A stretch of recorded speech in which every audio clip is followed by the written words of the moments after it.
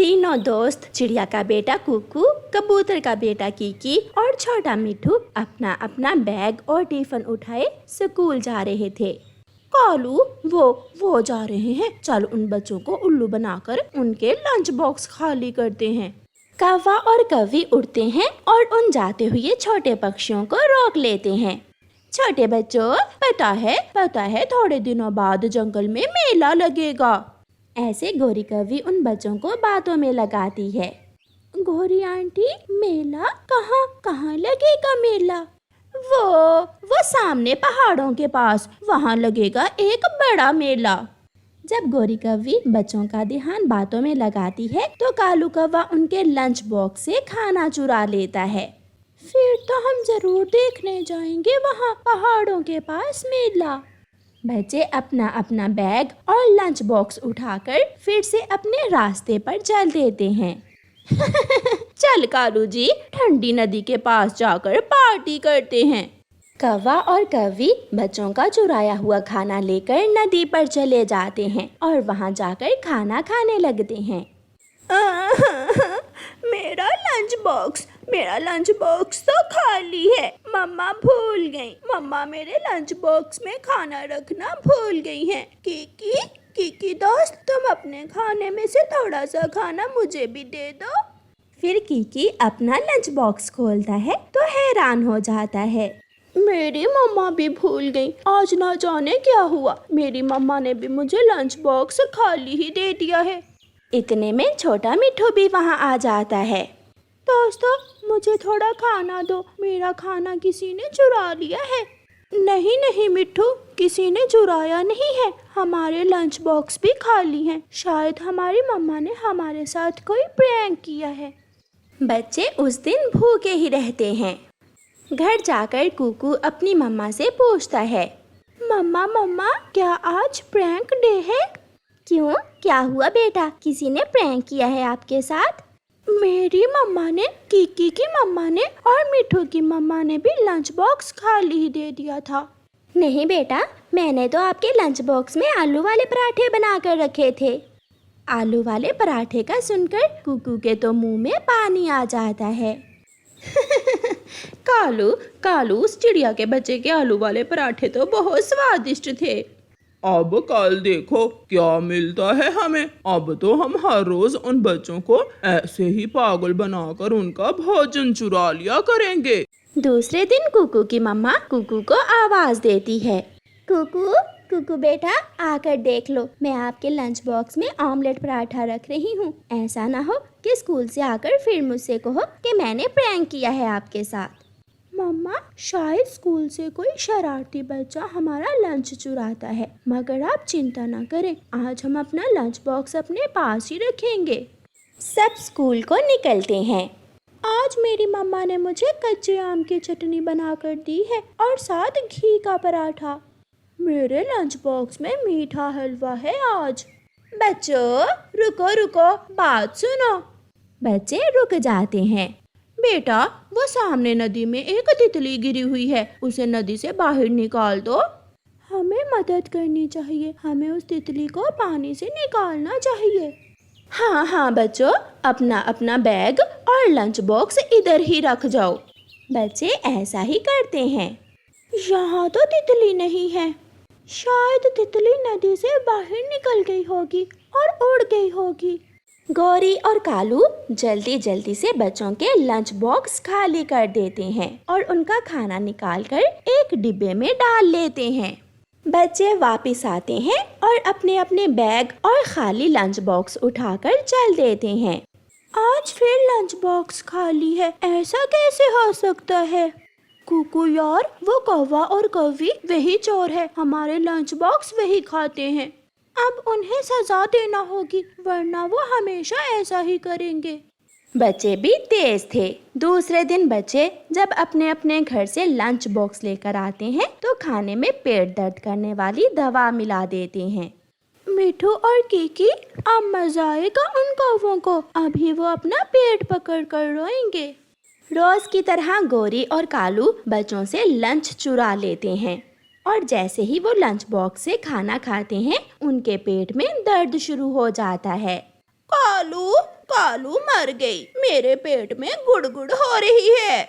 मेरा पेट फट जाएगा। गोरी और कालू रो रहे थे और सामने बैठे बच्चे उन्हें देखकर हंस रहे थे। अब मिली चोर कौवों को सजा। प्यारे दोस्तों, इस कहानी को लाइक, अपने दोस्तों के साथ शेयर और चैनल को सब्सक्राइब करना बिल्कुल मत भूलना। आपका धन्यवाद। चिड़िया की प्याज की फसल तैयार थी। चिड़िया ने अपने खेत में बहुत मेहनत की थी। वो हर समय अपने खेत में काम करती थी। गुड़िया बेटी, इस बार हमारी प्याज की फसल अच्छी हुई है। प्याज की फसल बेचकर हमें जो मुनाफा होगा, हम उसे अपना नया घर बना लेंगे। अरे मम्मा, मुझे एक नई साइकिल भी लेकर देनी है, याद है ना अपना वादा? हाँ, मुझे याद है। इस बार तो मैं अपनी बेटी को नई साइकिल जरूर लेकर दूंगी। कालू जी, चिड़िया के प्याज तो तरबूज जितने बड़े बड़े हैं। चिड़िया अपनी प्याज की फसल बेचकर बहुत अमीर बन जाएगी। तुम क्या चाहती हो कि मैं चिड़िया की प्याज की फसल बर्बाद कर दूं? मेरा सुंदर पति हमेशा मेरे दिल की बात जान लेता है। कालू जी, कुछ ऐसा करो जिससे चिड़िया की फसल बर्बाद हो जाए और वो अमीर ना बने। तो फिर देखना, कल चिड़िया ऐसे रोती हुई आएगी। हाँ, गौरी गौरी, किसी ने मेरी प्याज की फसल बर्बाद कर दी। कौवा ऐसे चिड़िया की नकल उतारता है। रात हो जाती है। कालू कौवा अपने घर से निकलता है। चिड़िया के खेत के पास से एक नदी गुजरती थी। कालू कौवा नदी का बंध तोड़कर नदी का पानी चिड़िया के खेत में डाल देता है। चिड़िया का प्याज का सारा खेत पानी में डूब जाता है। इधर उधर देखकर कालू कौवा वहाँ से भाग जाता है। सुबह हो जाती है। जब चिड़िया अपने प्याज के खेत में जाती है तो अपना खेत पानी में डूबा हुआ देखकर रोने लग जाती है। ना जाने नदी का बंध कैसे टूट गया और मेरी सारी मेहनत अपने साथ बहा कर ले गया। मैं अब क्या करूंगी?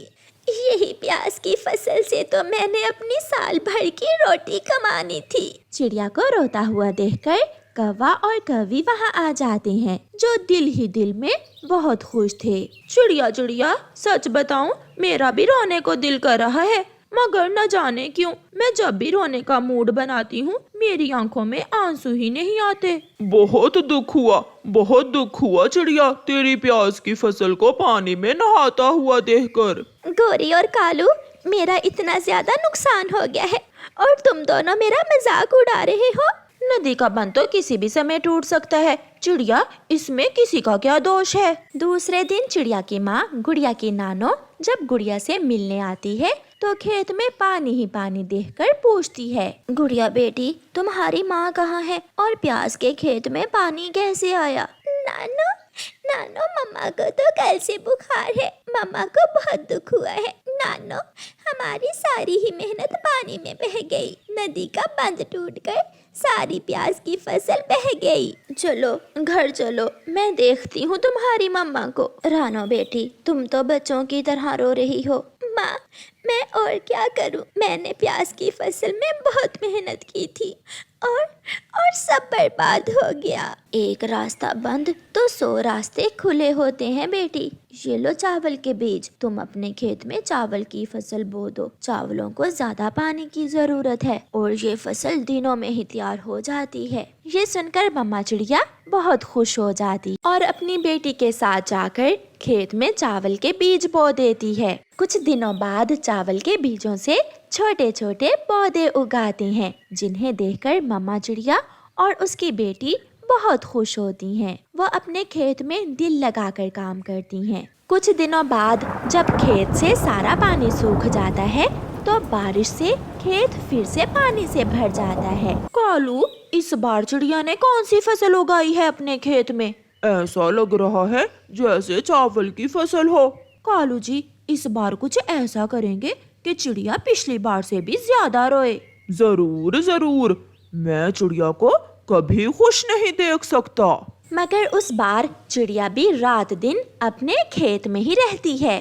कौवा रात को चिड़िया के खेत को नुकसान पहुंचाने जाता है, मगर वहाँ चिड़िया को देखकर वापिस आ जाता है।